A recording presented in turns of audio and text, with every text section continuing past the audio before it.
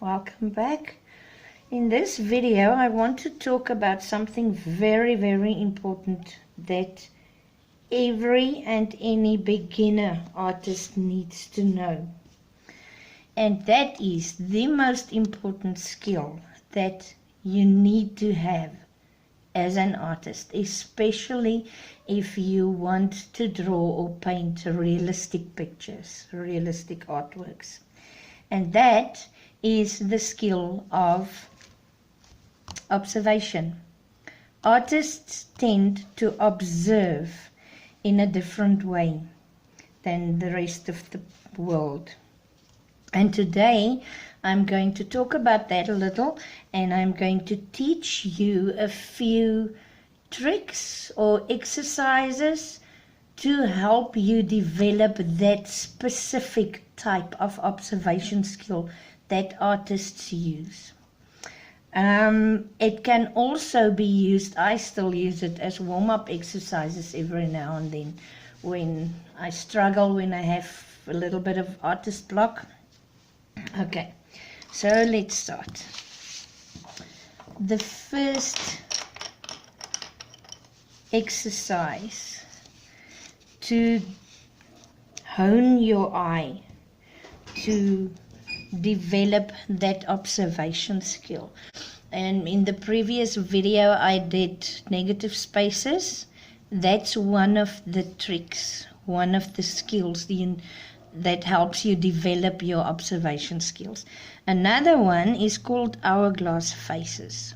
So what we do is we draw a line with a lot of bulges and curves and stuff. And at first, if you are right-handed, you're going to start on the left-hand side. If you are left-handed, you're going to start on the right-hand side, for the simple reason that when you do the next part of the exercise, your hand won't be in the way. I'm right-handed, so if I'm going to start on the right-hand side here, and now I want to draw here, my hand's going to be in the way. I won't be able to see what I drew on the right hand side. So I'm right-handed, I'm going to start on the left hand side. And what we're going to draw is a forehead. Oops, that's an ugly forehead, doesn't matter. Tip for an eye, nose, upper lip, lower lip, chin, and neck. Name these parts. It doesn't matter if it's perfect. That's not the point of this exercise. The point is to teach you how to observe. Right. Step 2 is to draw a horizontal line at the top and a horizontal line at the bottom. Doesn't have to be perfect again. Now, the purpose of these horizontal lines, and this is how an artist's observation skills work, is to judge the angles, distances, where does it start, the curve starts to turn, up to where does it go, what's the angle compared to horizontal, to true horizontal. What's the angle there? All those little things. Artists use true horizontal lines, true vertical lines, and any other line that they've already drawn. They use that to compare any next line against. I hope that's understandable. Hope you got that. I mean that the way an artist observes is not an exact science, it's guesstimates. But an artist uses other already established clues in their artworks. For example, the edge of the page, let's say, you use that as the true horizontal or the true vertical line. Use the edge of the page or the edge of a frame that you drew. And you use that to compare any line that you need to draw against that. So what I'm going to do on this side now is I'm going to draw this squiggly line as a mirror image on this side. So what I do is I use this horizontal line. That's the very first thing I do. And I check this angle here, right there. And I try to recreate that. So I kind of use negative spaces here as well. Okay. And then immediately I try to see how wide and thick that curve is compared to, and I use this line, this horizontal line, and the imaginary, invisible vertical line here to do those comparisons. It goes up to there, from there to there on this vertical line. Okay, so let's go. If you cannot talk while you do this side especially, don't worry about it. And on this side, you do not name anything. You do not label the forehead or the eye or the nose or anything. On this side, you are purely interested in what the line does compared to horizontal and vertical. Okay, let's go.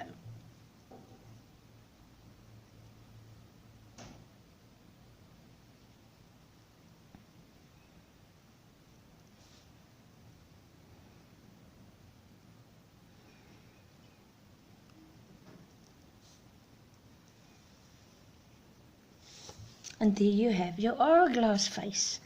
On this side there's a face. And on this side there's a face. And in the middle there's an hourglass. Practice this as much as you can. I still do this every now and then as a warm-up exercise to get myself in the right mindset for whatever artwork I want to do that day. It's a very nice warm-up exercise and then an extremely nice exercise to hone your eye, to develop your observational skills for drawing and painting realistic artworks. You can, let's do one here underneath. You can make this more interesting by, for example, giving the forehead a few wrinkles, make the eye socket weird, make the nose weird, make the lips weird, and a weird chin. Okay, so we did the hourglass faces. Now the next exercise or trick you can use to teach yourself how to properly observe as an artist is what they call blind contour drawing. Now I'm going to use my dumb hand, which is my left hand, and I'm going to draw that. But here's the trick of this exercise. You do not look at the page or your drawing, what you are busy drawing. That's the blind part. So draw your dumb hand. In my case, it's my left hand. What you need to do is you start somewhere on your arm and you follow the outline with your eye, but do it very, very slowly. All of these exercises you cannot rush, otherwise it means nothing. You won't gain anything from it if you rush. So do it slowly. Start somewhere on your arm and follow with your eye the outline of your hand very, very, very slowly. All right. And try to draw as many of the details as you can see. For instance, if I hold my thumb like this or any of my other fingers, these folds here, or any wrinkles, or the nails, or if you have rings on, try to draw the outline of the ring on your finger. All right, any tiny detail that you see. But look only at your hand and not at your drawing, ever. Do not cheat, do not look at your drawing. An easy way to do this is to turn away from your page, turn around, or you can, I don't have one here now, you can cut out about, I would say 15 to 20 by 15 to 20 centimeters. I don't know what that is in inches. No, I don't have my inch ruler here. Sorry. I would guess about 7 to 8 inches by 7 to 8 inches. Must be a pretty decent size piece of carton that you cut out. Make a little hole big enough for a pencil in the middle. Put that over the pencil and over your hand like this, so that you cannot see your hand with the pencil drawing on the page. Okay. I will try, it's in my studio now. I'm not in my studio today. I will try to bring one next time when I do this again to show you. Okay, so I'm drawing my dumb hand. I'm doing it blind, meaning I'm not checking here where I draw. It's going to look very weird. I'm going to fast forward a bit. Okay, so see you at the end.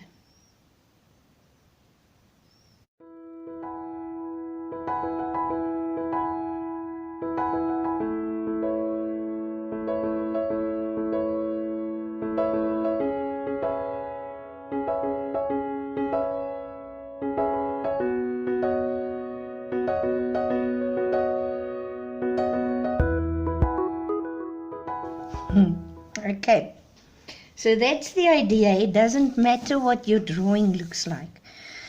The purpose of the exercise is to teach you how to observe and to hone your observational skills.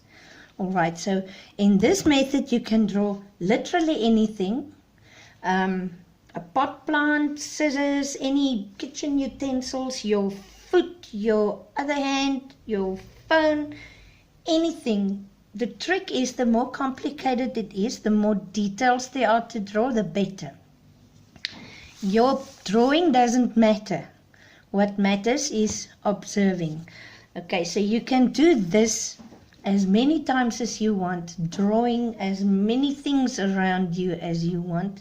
It's a very, very good warm-up exercise and a very good exercise to do continuously. Artists do not stop growing, and we do need to practice these basic things every now and then continuously throughout our careers. Right, we're going to the next one, the third one. Okay, dokie.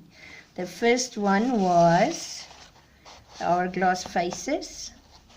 The second was blind contour drawing, and now we're going to the third one. Okay, so moving to the third exercise, warm-up exercise, or exercise in practicing your observational skills, is drawing negative spaces. And we are going to use this picture of the pot plant to practice negative spaces. The trick is to draw a frame, especially if you're a beginner. Draw a frame. This picture is pretty much a square, so I'm going to try to draw a square frame here. You do not need to use a ruler. Practice makes perfect, right? And now what happens is you observe each negative space, the spaces in between and around the pot plant, as individual shapes, weirdly shaped shapes. And you draw those weird shapes. Okay, I'm going to start with this weird one here at the bottom. Again, I use my vertical and horizontal lines to judge angles and placements. For instance, the negative space I want to draw here in this corner seems to start there on this line and around about, let me check, the center should be there. Okay, so it should finish around about here. Okay, and then I check that angle there compared to vertical, see? So let's start.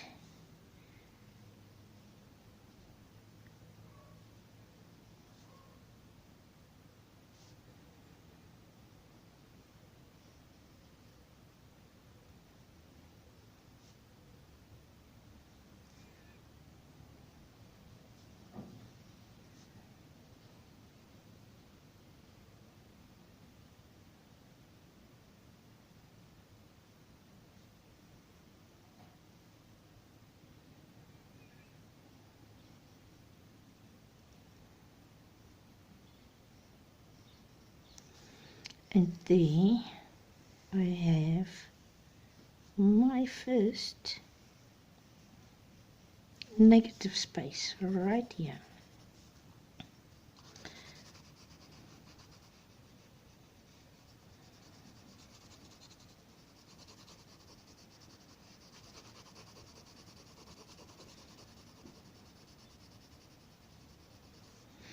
You don't have to color in every negative space like I'm doing now, but it does help.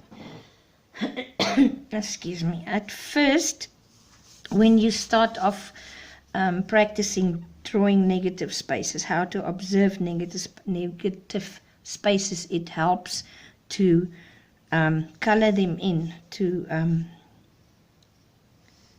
give them a nice thick edge and color them in. All right, let's move on to the next one. Is there...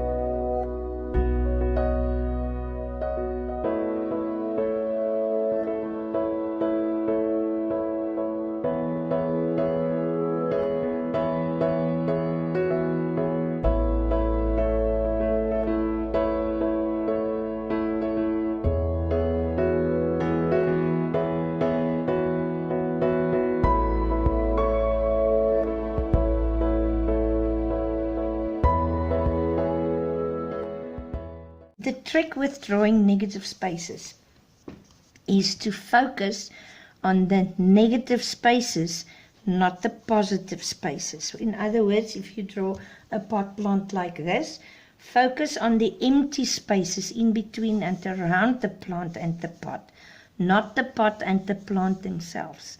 This is the third very important technique and skill for observation, proper, in-depth, artistic observation that you can practice a lot. The more you do, the more you will master this and the better you will be at it. Alrighty, that's the video for today. Guys, I hope you enjoyed this one. If you did, please like, subscribe, ring that notification bell, and share my videos, please. Alrighty, I'll see you in the next one. Bye.